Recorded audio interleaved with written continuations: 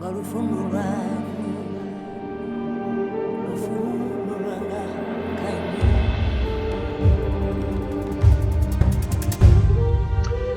there, we are continuing with Luke chapter 5 and going to read from verse 12. One of those days Jesus went out to a mountainside to pray and spent the night praying to God. When morning came, he called his disciples to him and chose 12 of them, whom he also designated apostles: Simon, whom he named Peter, his brother Andrew, James, John, Philip, Bartholomew, Matthew, Thomas, James son of Alphaeus, Simon who was called the Zealot, Judas son of James, and Judas Iscariot, who became a traitor. So that's quite a short passage, and you might think with 2 verses and just a bunch of names that there's not a whole lot to talk about. But I think the thing that stood out for me as I was reading this, which I haven't really thought about a lot, but it starts with Jesus going out to the mountainside to pray and spent the night praying to God. Now, I don't know what your prayer life is like, but I know for me, prayer is something I struggle with. And I think my prayer tends to be me talking to God rather than getting into the mode of prayer. You know, when somebody's like, okay, let's pray, like, let's get into this mode of prayer. I think for me, it's a case of going like, God, what do I do now? God, how do I reach that person? What do I need to say? How do I fix this? Why am I like this? What needs to be sorted out in me? It's become more of kind of a natural conversation. And I think that comes from a space of awareness that God is all around. And I say this at a time when I just wrote a poem called Hiding God Seek, which you can find on my blog at brettfish.co.za, which talks about like trying to find God, and God is nowhere. So there's kind of a tension going on between the belief I have that God is around, that God is here, but also the struggle I have of like, God, where are you? And it may feel weird and contradictory that I'm able to hold on to those 2 things at the same time. And probably is, but I do. And so it's the belief versus sometimes the lived out experience. Like, I believe God is around all the time. I don't necessarily feel like God is around. I feel like God is very quiet a lot of the time. But here we have Jesus going up on a mountainside before he has to make an important decision. He's about to choose the 12 disciples, and he spends the whole night in prayer. And I wonder if that talks to us about big decisions that we make, and even just the idea of involving, including God in the big decisions that we take. I think for me, one of the biggest disconnects in the church is that what happens on Sunday doesn't affect the rest of the week. And so a lot of people, when deciding what they do with their money, it's not a part of their Christianity. It's not a part of their following Jesus. It's like, well, I can do what I want. I can buy a holiday house. I can choose to go overseas. I can choose to buy expensive coffee every day. Whatever it is. It's like, that's a me choice. God decisions are more like, I don't know. I don't know, when you have that kind of thinking, that disconnect, what kind of things you think are God decisions. But for me, the essence of what I think this passage shows us is that everything in our lives, like especially the big important things, like where are you going to live? For my wife Valerie and myself in South Africa, that was a God decision. And we actually, before we moved here, I think it was, we gathered 20 close friends together, 15, 20 close friends, and we said, hey, where we live in the context of South Africa, and particularly with the race, white people being 8% of the population, like, we don't want to end up living in an all-white area because that doesn't reflect the country. And so that was a value for us.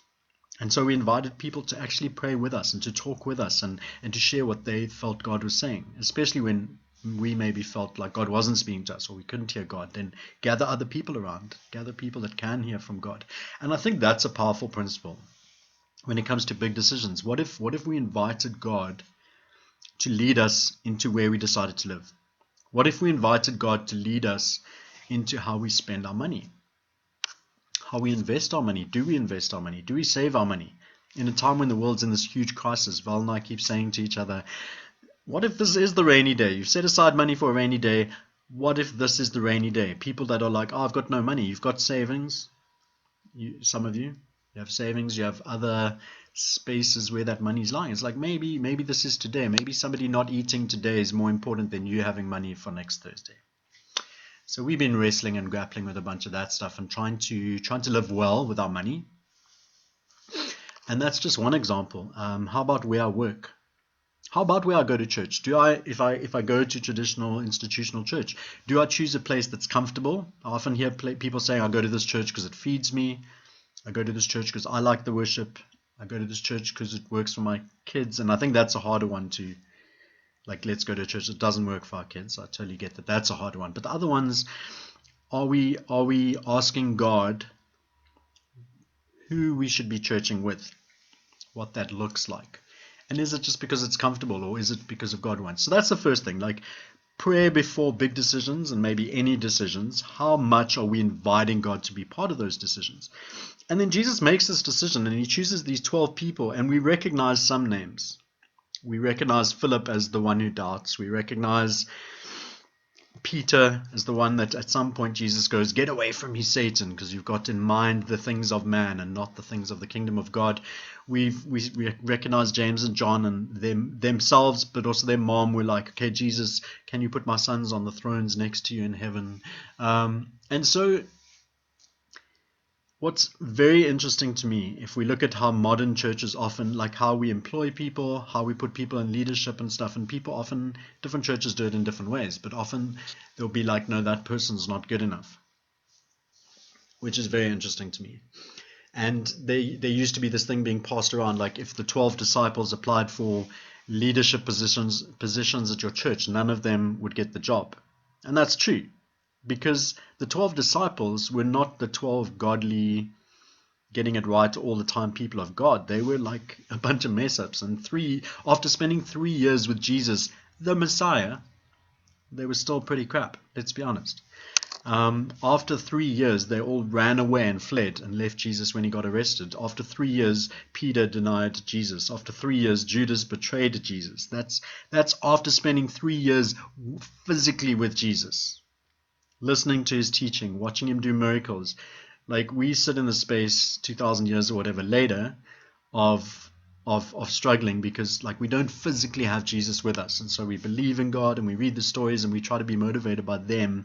These are the people that were like living with him, and they were a bunch of screw-ups. And then I guess with this passage, like in the passage it says Judas Iscariot, who became a traitor. Who became a traitor is important to me, I think, or important in the passage. And this, I've always wondered, like, does Jesus know everything? Firstly, it's a question. But does Jesus know in that moment when he picks Judas that Judas is going to betray him? Does he know that? I think a lot of people will assume he does. Some people might assume he doesn't. But it says Judas became a traitor. Judas didn't start out as a traitor. Something happened along the way, and it might be that he was disappointed in the way Jesus was being Messiah, that it wasn't what he expected. There's a lot of like different ideas that people have about what may have happened. But at the beginning, Judas wasn't a traitor. He was one of the followers of Jesus, and Jesus picked these 12 out of the many followers of Jesus. And I think I get a lot of kind of peace and comfort out of the fact that they were such big screw-ups, because it means that I've got a chance, because I'm not perfect and I lose my temper and I get frustrated and I judge people and I do a whole bunch of bad things that would disqualify me from being one of Jesus's 12. But when I look at the story of Peter, I'm like, oh, I could be that guy. I could be the guy who got it horribly wrong so often, and yet Jesus still chooses me. And so there's this sense, I think, of the modeling that we see in the 12 disciples. I think I'm going to sneeze. Bless me. I'm not going to film this again. That gives us hope that even with our imperfections and with where we get it wrong and our mess-ups, we can still be good enough. We can qualify. We can be chosen. And I don't think that should be encouragement to keep on messing up. I don't think it should be encouragement to not work on our flaws, to not get better at the things we need to get better at. But I think there's a hope of God looking down going, I can use you. All it takes is for you to follow me. All it takes is for you to really just offer yourself, deny yourself, take up your cross daily and follow me. Like when you mess up, come and deal with it. Let's get better. Let's get sorted out. Let's get healed. But you are good enough. With all your doubts, with all your fears, with all your denials and betrayals, you are good enough to follow me. It's relationship. Let's figure this thing out as we go along. And so even though it's 2 verses in the Bible, There's such power in there. The power of Jesus committing important things to God, and really, like, he spent a whole night in prayer before he chose the 12. And then the power of a man who would become a traitor being chosen in that group, a man who would become a denier being chosen in that group, men who would just desert Jesus and run away. And the thing is that their story doesn't end there. Judas's kind of does, but Peter comes back, and the disciples come back, and they give their lives, and they give their lives in horrific ways. If you go and read up on how most of the disciples died. And so there was movement from being this bunch of screw-ups to being people that were completely dedicated to God, people who did leave everything to follow him, people who did involve and include Jesus and God in every decision they made going forwards. And I think therein lies the hope for us. And so this is a passage that speaks to us today. What is your commitment to God?